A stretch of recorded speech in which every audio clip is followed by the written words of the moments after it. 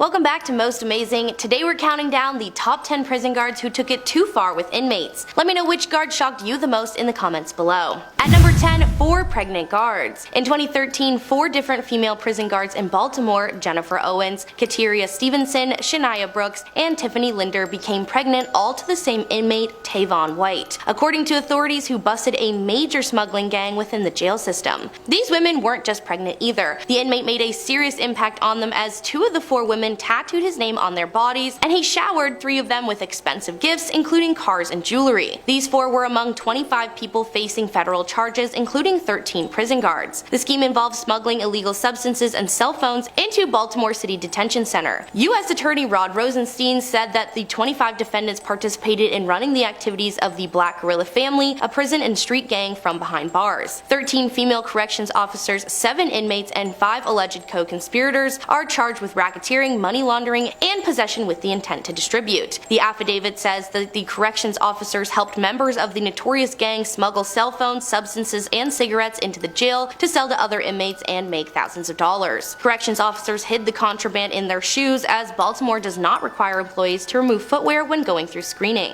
At number 9, Allison Sharples. Now, this guard never ended up being intimate with a prisoner like a lot of other guards, but that didn't stop her from trying to become pregnant with one of her inmates. Sharples worked at HM Prison Garth, Lancashire up until 2014, when she was arrested while attempting to leave the prison yard with a syringe filled with sperm. Apparently, Sharples had planned to take said syringe home and impregnate herself, which could have easily happened had she not been caught right away. A DNA test of the sperm revealed that it belongs to one of the twin brothers, Marvin and Michael Berkeley. Both brothers had been sent to prison in 2007 for several crimes, including hijacking and taking someone against their will. Marvin ended up being the primary suspect, as his brother was being held in a different facility. Authorities then searched Sharples' home. There they found a letter written by Marvin. In the end, Sharples confessed that she had wanted to become pregnant by Marvin because she, quote, wanted a chocolate baby. Luckily, she never ended up pregnant, and instead she was slammed with a 9-month sentence in jail. At number 8, Nancy Gonzalez. In 2014, then 30-year-old prison guard received a 366-day sentence for being intimate with an inmate at the Lower Manhattan prison. As a result of this, Gonzalez became pregnant. The prisoner was Ronell Wilson, who was on death row for taking the lives of 2 police detectives. Along with being intimate with Wilson, Gonzalez was also found guilty of leaving the other prisoners unguarded during their meetups and allowing Wilson to physically harm another inmate. The intercourse also put Gonzalez in a position in which Wilson could have stolen her cell keys. Following being caught, Gonzalez admitted to agreeing to have Wilson's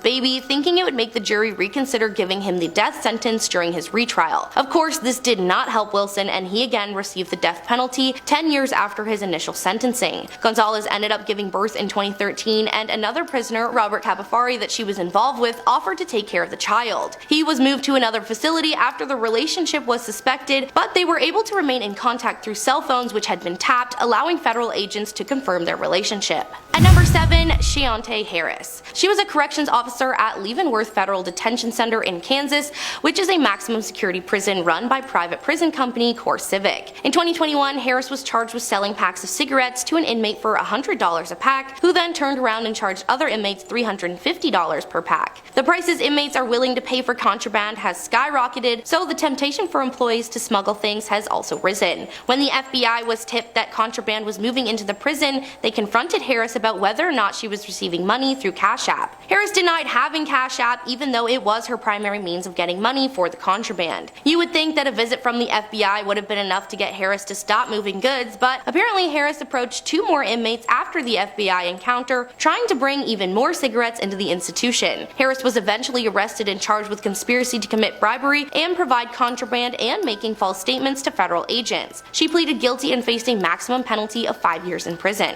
At number 6, Collins Bay Institution. On May 2, 2023, CTV News reported that police discovered that a second unnamed employee at an Ontario federal prison and an inmate were charged as a part of an alleged scheme to smuggle substances to inmates. The authorities said that it was part of the same investigation that led to the first employee, Darren Blanchard, being arrested in February at the Collins Bay Institution in Kingston, Ontario. Police said that they seized over 1,220 grams of suspected substances. They also revealed that they arrested the second Collins Bay Institution institution employee on 2 counts of conspiracy to commit an offense and breach of trust by a peace officer. Police say that the 40-year-old is also being charged under federal corrections law with bringing contraband into the prison and delivering it to inmates. Authorities also said that a man who was incarcerated at Collins Bay Institution has been charged with 2 counts of conspiracy to commit an indictable offense and has since been transferred to a Quebec federal prison. At number 5, Alexis Tucker and Jorge Romero. The 2 South Carolina prison guards are facing substance and misconduct charges after being caught trying to sneak several packages of contraband into a Columbia prison. Tucker and Romero were arrested after an incident on July 1st at Broad River Correctional Institution, and both have been terminated. Tucker, a 27-year-old Colombian resident, allegedly brought a clear plastic work bag containing multiple wrapped packages of substances, cell phones, and electronics into the prison. Romero, 46, also of Columbia, allegedly helped Tucker by allowing her to enter the facility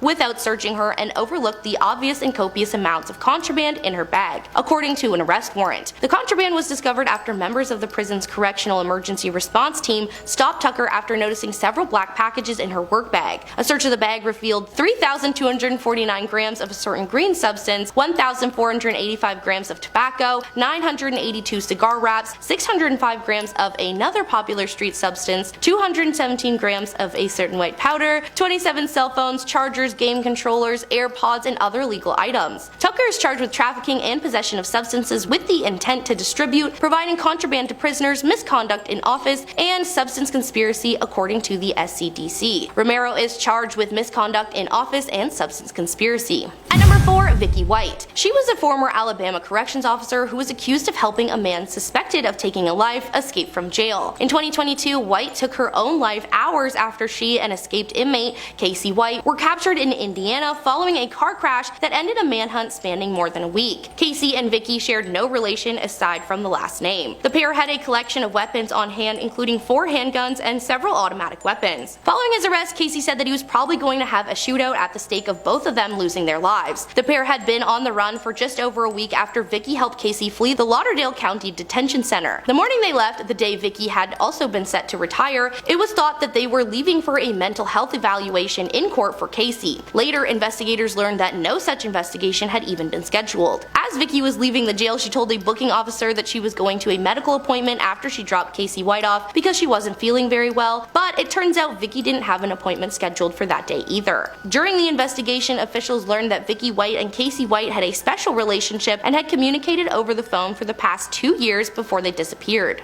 At number 3, Edwin Tickney. Omid Tavali is a Canadian kingpin in charge of various illicit organizations focusing on substance running and telemarketing fraud. In 2005, after one of his guys made off with $300,000, Omid capped the man's brother-in-law and aggressively interrogated him. After several hours, the man was set free and ran straight to the police. Omid was soon captured and arrested on charges of kidnapping and SA in Canada and was to be extradited for conviction to the United States in relation to his wire and telemarketing fraud. Tavali appealed his extradition, and while being held in the maximum security North Fraser pretrial center, he escaped. Tavali did this by simply bribing a corrections officer named Edwin Tickney, who dressed him as a janitor and walked him right out the front door. Tickney pled guilty to obstruction of justice and accepting a bribe in connection with Omid Tavali's escape. He ended up being sentenced to 3 years in prison and apologizing for helping Tavali escape. Omid has never been found and is still free. Most likely he's being protected by his criminal connections and is hiding somewhere in Western Canada, though by now he could be anywhere.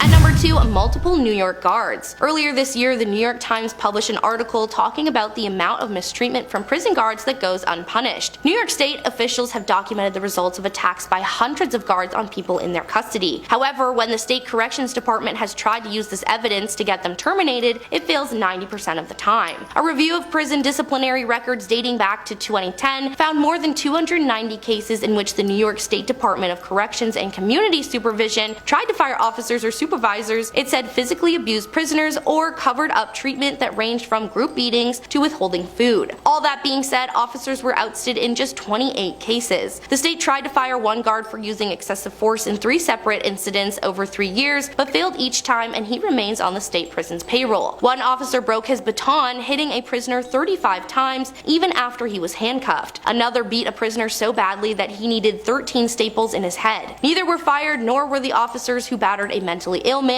injuring him from face to groin. State records show in dozens of documented cases involving severe injuries of prisoners, including 3 deaths, the agency did not even try to discipline the officers. In Number 1. Gregory Rodriguez. He is a former correctional officer at Central California Women's Facility, which is California's largest women's prison. Earlier this year in May, Rodriguez was arrested on suspicion of taking advantage of at least 13 incarcerated people over almost a decade. Last year, before he retired, Rodriguez was under investigation and was charged with 95 counts of SA as well as one substance-related charge. The misconduct dated back to 2014, but prosecutors said it mostly occurred in the last 2 years. Advocates say that these charges scratch the surface of systemic misconduct and inappropriate treatment in the women's prison. Correctional authorities said in 2022, investigators identified more than 22 victims of Rodriguez. Rodriguez was being held on $7.8 million bail, and it was not clear if he had a lawyer. If convicted on all charges, Rodriguez would be sentenced to more than 300 years in prison. The DA's office said that the 95 charges include 39 individual SAs. A 48-page complaint alleges that Rodriguez would harm people throughout the facility, including in a substance abuse building, in a clinic, before and after court appearances, and in the parole hearing area, where incarcerated people appear before commissioners who decide whether to grant them their freedom. He's also accused of bringing hard substances into the prison. Advocates working with survivors said there was a culture of abuse, fear, and retaliation in the facility that allowed him to continue his behavior for years. That was the top 10 prison guards who took it too far with inmates. Did I miss any guards? Let me know which ones in the comments below. I've been your host, Maddie. Make sure you like, share, and follow for more.